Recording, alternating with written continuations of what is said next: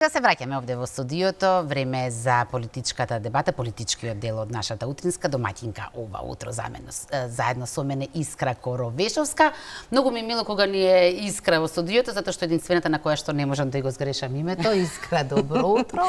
Добро утро, Искра. Незин денешен гостин е Драган Ковачки, пратеник од редовите на ВМРО ДПМН. Добро ви утро и вам. Добро утро, Искра, и до вас. Добро утро и до другата Искра. И морам да ви кажам веднаш кога ќе ве видам на малите екрани, веднаш го зголемувам тонот, затоа што знам дека ќе обелодените некоја нова афера на нашата ни каква таква актуелна власт.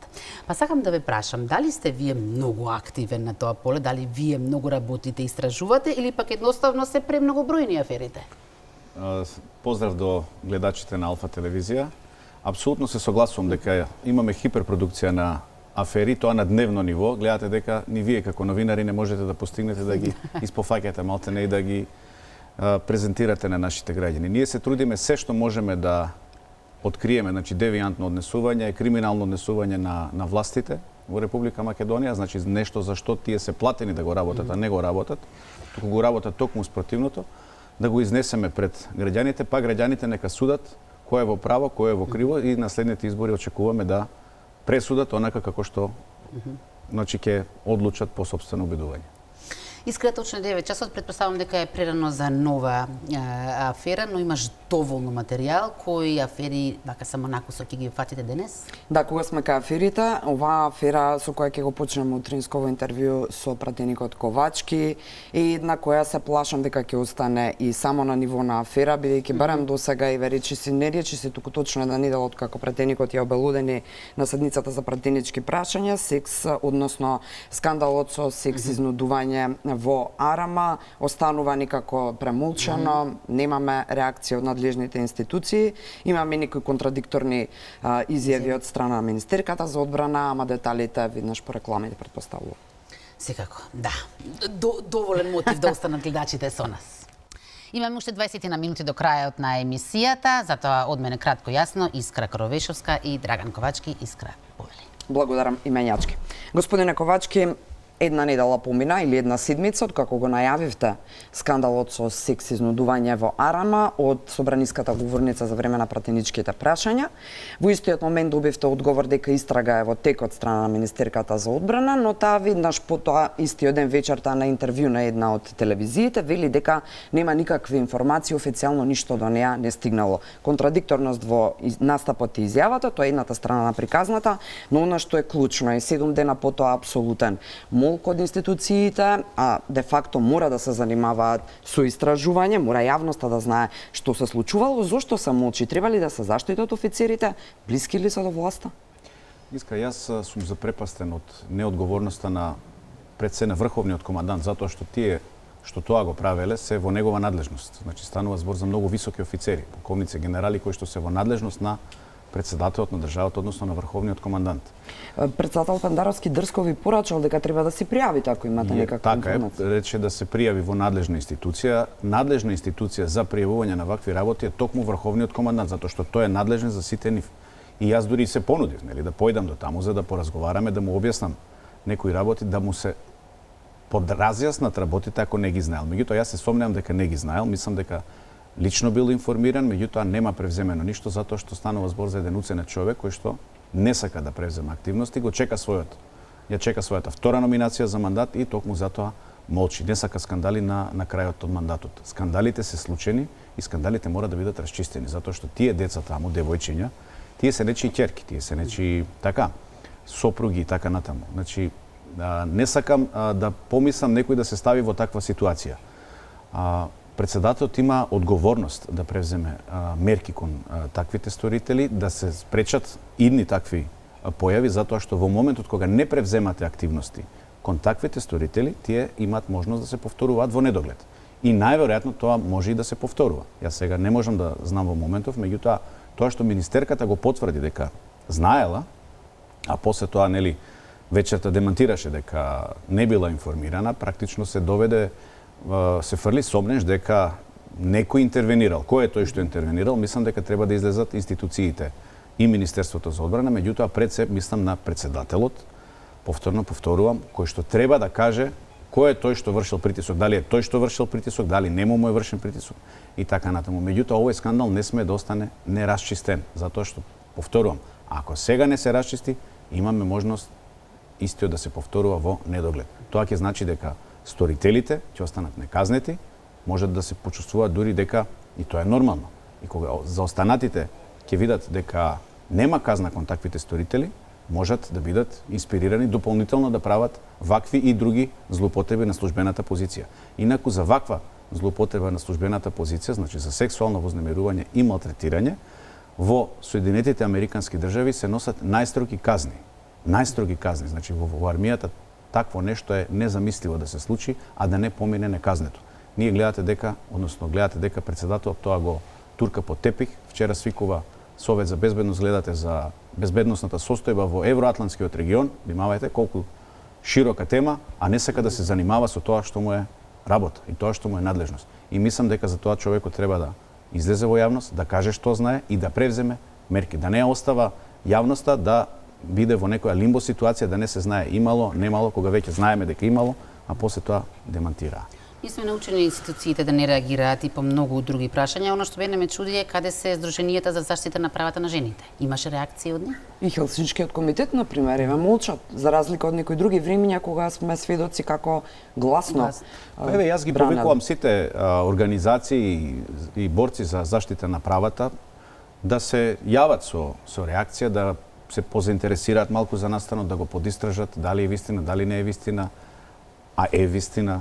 Значи, што е превземено, зошто не е превземено и така натаму. Јас ги повикувам искрено како политичар во моментов не можам да влијам и не сакам да влијам. Јас го кажувам тоа што го знам, што е стигнато до мене и барам тоа да се расчисти, затоа што јас знаете дека сум работел таму и ми е навистина жал што такво нешто се случува.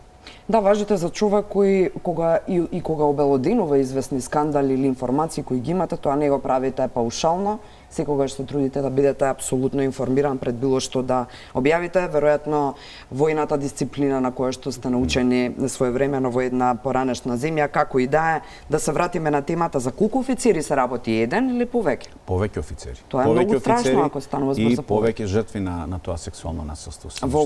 Што велат вашите последни информации? Имате последни информации? Рековте дека не знаете што сега внатре се случува, но еве откако го белоденивте? Не знам понатаму што и како се случува, мислам дека тоа прашање треба да биде упатено на врховниот командант, кој што е најнадлежен за тие. Да, претпоставувам дека внатре сега врие и дека не е баш мирна состојбата, но како и да е, чекаме институциите, јавно ги повикуваме да го направат. Го споменавте Пандаровски советот за безбедност, апсолутно дека беше свикан после откако се објави во Il Tempo, италијанскиот медиум, дека сме ние една од земјите на Балканот каде што има терористички кили, дека постојат опасности од известни напади и така натаму, со една реченица соопштение во кое што само се обиде Советот за безбедност, односно кабинетот на председателот да смири дека сме мирни и дека се е во ред и дека се е под контрола. За разлика од други пати кога состанокот се случувал, овој пат не излезе на пресконференција, воедно избегна да се соочи со прашањата на ова тема. Дали сме безбедни после ваквите објави, дали, бидејќи мене ми е чудно што излегуваат вакви информации, ако кајна се мирно и ако се под контрола терористичките кили, зошто би алармирале разузнавачки италијански служби преку нивните медиуми дека атмосферата е близу до опасна? Видете, Искра, тоа што излезе во Il Tempo, јас не би го коментирал, сега не знам колку е релевантен и така натаму тој извор, меѓутоа, штом нешто излегува во јавност, веројатно нешто има. Факт е дека ние во Македонија имаме повратници од боиштата и во Сирија и во Ирак. Над 60-70 луѓе се тоа, за кои што службите и државата знае, кои што се регистрирани, кои што се во процес на ресоциализација. Меѓутоа има луѓе кои што може да се саморадикализираат и за кои што ние не знаеме како држава веројатно. Јас не можам да говорам во име на институциите затоа што ние сме надвор од институциите, тие знаете дека ги води пред се главен за безбедноста, знаете, Оливер Спасовски, кој што е веќе 8 години на чело на Министерството за внатрешни работи и ги води тие институции.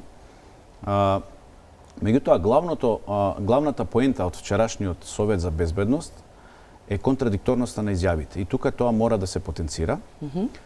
Председателот на неговиот Твитер профил јавно кажа дека нема индиции за влошување на состојбата. Значи, нема индиции, тоа го потенцираше. Во истиот ден, значи, излегува координаторот за борба против тероризмот. Сега, нека ми прости, не се сеќавам на името, меѓутоа тој е национален координатор за борба против тероризмот, кој што излезе со изјава дека во Македонија ризикот, значи, на загрозеност е среден, значи на средно ниво. Средно на кај ниско, меѓутоа средно. И сега Што по автоматизам значи дека има индици? Да, значи не може председателот да излегува со став дека нема индиции, а националниот координатор да каже дека нивото е средно. Значи ако е средно нивото, тоа значи дека имало индиции. Сега видете контрадикторност. Тој национален координатор ги координира сите безбедносно разузнавачки служби. И Министерство за внатрешни работи и така. Значи сите што имаат информации даваат до него. На Советот за безбедност повторно седат истите луѓе. И сега излегуваат со различни информации. И тоа е прилично сериозно, затоа што се дава една дисонантност во нивните изјави и луѓето, јас верувам дека, знам дека луѓето не ги сваќаат сериозно изјавите на Пендаровски од многу поодамна, меѓутоа тој сепак како татко на нацијата, како претседател на државата, треба да биде и треба да внимава, значи, на изјавите кои што ги дава, да бидат во склад, затоа што тие институции се во нивни раце, апсолутна власт, апсолутна моќ ја имаат, и треба да се координираат пред да излезат во јавност што ќе кажат, значи за да не создаваат страф и паника кај граѓаните. Ајде уште еднаш во овој дел малку да извлечем уште по-конкретна информација. Да, оваа контрадикторност во настапите од една страна Пендаровски, од друга страна националниот координатор создаваат доза на несигурност кај граѓаните, без разлика што не ги разбираат или сваќаат сериозно настапите и пораките на Пендаровски, но од друга страна во ситуација во која имате нефункционални разузнавачки служби, односно после поделбата на УБК на АНБ и на ОТА, де факто се покажа дека се разнебити разузнавањето, дека нефункционалноста е реалност на разузнавањето, како тогаш да се чувствуваме сигурни? Па во тој контекст и што зборувате, гледате дека ние се уште немаме и избрано и директор на оперативно-техничката агенција. Во едно вакво време? Во критичен момент, значи кога имате војна на тлото на Европа, кога имате доле состојба на Блискиот Исток каква што имате, во моменти кога можеби се најавуваат и нови миграцијски бранови, во моменти кога имаме најави за терористички активности на тлото и на Балканот, веќе во Европа ги видовме во изминативе 2 седмици. Значи, активни терористички кели кои што делуваат. Македонија е оставена без директор на агенцијата за, еве кај народот како што е позната, за следење на комуникации. Значи, оперативно-техничката агенција. Чека, знаете, мандатот на тој човек му трае 5 години, значи пред 5 години е избран, чека последните 2 дена за да распишаат оглас за директор. И сега 2 месеци таа агенција е оставена без директор, што значи дека тие луѓе веројатно се оставени без плата. И уште пострашно, прашање е како се спроведуваат тие мерки, затоа што судот утре кога ќе наложи, кој е тој што ќе нареди, значи да се стави одредено лице или одредена структура на слушање, да се стави под посебни истражни мерки.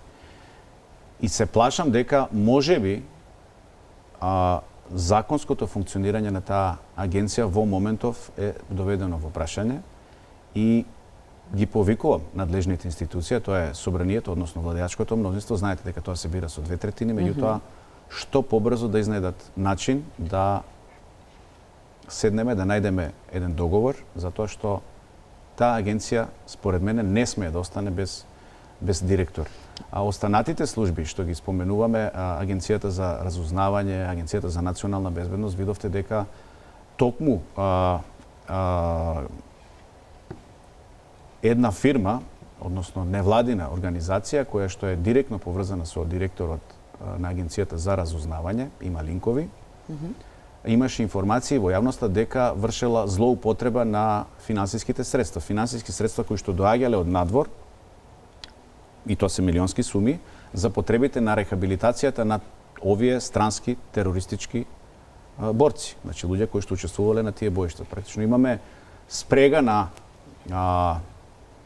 па би рекол и спрега имаме на криминални активности, луѓе кои што се директно на позициите наместо да се борат против таа работа, токму тие таа работа ја стимулираат и ја веројатно ја организираат. Меѓутоа ете ќе оставиме тоа некој иден Можам ли да период. заклучам дека своевремено проектот со кој се гордееше Спасовски го нарече врвен проект на разделување на УБК во ОТЈ, всушност беше еден проект за многу полесна злоупотреба на функциите на разузнавањето?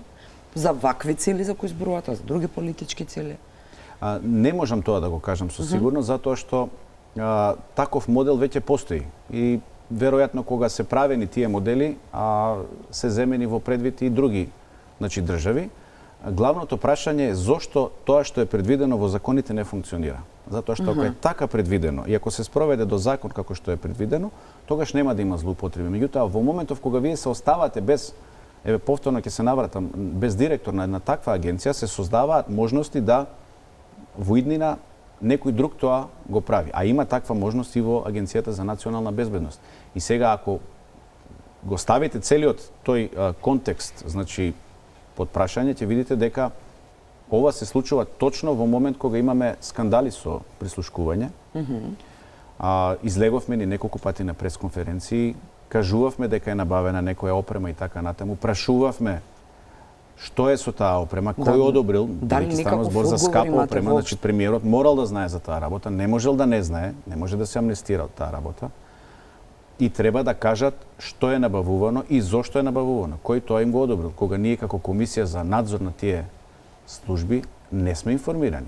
Претходно сме били информирани за многу ситни детали за можеби неважни работи за нас како пратеници. А законски имаат обврска да ве информираат? Апсолутно дека имаат законска обврска. И токму во овој момент се случува да таа агенција остане без директор. Се вадат ли на безбедносните сертификати кои многу мина од вас неправедно не ги добиваат? Тоа е алатка за дисциплинирање. Практично за да не можете да одите во контрола. Ве држат без безбедносен сертификат, нешто што е така едно прилично некоректно однесување од страна на извршната власт. Вие сте еден од тие кои што? Законодавната, да. Па јас не би го коментирал сега во овој момент. Ќе оставиме времето да покаже. Се надевам дека после промената на власта секи извадиме на виделина да се види зошто нештото е правено, меѓутоа јасно име на граѓаните зошто се прават тие работи. Да, ми се чини дека толку многу ги едуциравме за жал преку секојдневни вакви информации, истражувачки теми и слично кога сме кај прислушувањето и Николовски подпредседателот на ВМРО-ДПМН кој е и пратеник и во Брисел го изнесе проблемот, односно сомнежот со прислушување на граѓаните, една од темите која сте дискутирале на некои од состаноците на собраниските комисии за надзор и демант како на самиот состанок што не сте добиле, така и потоа не слушнав. Што има ново во однос на тоа? Кои граѓани се прислушкуваат? Зошто? Масовно ли е? Не ли е? И ние сакаме за жал да знаеме, бараме од вас одговори, бидејќи и ние немаме... сакаме да знаеме, меѓутоа гледате дека власта не држи во еден информативен мрак, тотално се затворени во не сакаат воопшто да дадат никакви информации, затоа што најверојатно тоа што го прават и кон граѓаните и кон опозицијата дека е вистина. Во изминатиот период ние објавувавме и слики од возила, лично јас имам објавувано, возила кои што имаат опрема внатре за следење и така натаму, токму во местата каде што одеше нашето најтесно раководство предводено од претседателот Христијан Мицкоски. Сега кога тоа вие ќе го објавите, веднаш наидувате на напад од другата страна дека се служиме со лажни вести, дека измислуваме и така натаму, нешто што е да, нема објаснување или дебан, туку има контронапад. Недостојно за една демократска држава која што е членка на НАТО, ако веќе сте фатени како нештото го правите, треба да бидете доблесни и да понесете одговорност. Значи сте правеле нешто, сега ќе се одговарате за таа работа, и политички, меѓутоа и кривично. И јас се надам дека во многу краток период од денеска ние ќе дознаеме за некои дополнителни работи кои што се правени, нема да одам понатаму за да не ја нарушам класифицираноста на работите. Не сакам да разбивам некои како да речам работи кои што се можеби во тек, за да не излезе дека ќе да наштетам на понатамошниот развој на станите. Имаме уште помалку од 2 минути. Да. Само Кусо би ве прашал, од каде оптимизмот за крај? Од каде оптимизмот на власта при средбата, односно посетата на фон дер Лајен, да одеднаш излезат со нова временска прогноза дека крајот на декември е моментот кога ќе се завршат уставните измени. Едно време не се збореше за уставни, сега пак се враќа на вас. Па немаат тие друго гориво, тоа гориво е потрошено. Не може да се пофалат со ништо. Погледнете, учебници нема се уште за децата. Гледате во здравството што се случува, какви скандали од онкологија и така натаму. Значи нема поле на кое што државата не тоне. Нема гранка во која што ние не сме пропаднати и нема друго гориво. Сега цело време повторно сакаат да ги вратат уставните измени во игра. Уставните измени се завршена работа за нас. На 18 август се докажа кој е за, кој е против, така да имаа можност и тогаш да видат дека ние сме кохезивни и дека ние нема да отстапиме. Главното прашање е што треба да си го одговорате, зошто во нивните редови има луѓе кои што не гласаат за уставните измени и не се согласуваат со политиките, а се дел од таа структура. Ние барем по тоа прашање сме единствени и сме кажале уставни измени под бугарски диктат ние нема да прифатиме. Тоа што беше во посета фон дер Лајен и еве си земаат нови рокови, си даваат, мислам дека некако им стана пракса, знаете, тие што од минатата година ќе биде во октомври, во ноември, па јануари, февруари, како беше сега декември, така ќе пролонгираат во недоглед. Меѓутоа изборите се тука, доаѓаат, нема бегање од тоа. Април, мај, кога и да се случат, ние сме подготвени и ќе ги прегазиме. Драган Ковачки, ви благодарам што бевте дел од Добро утро секој утро. Јас и на двајцата благодарам што Благодарам на поканата. Убаво е на утринска да се дојде, нели? Да. Така.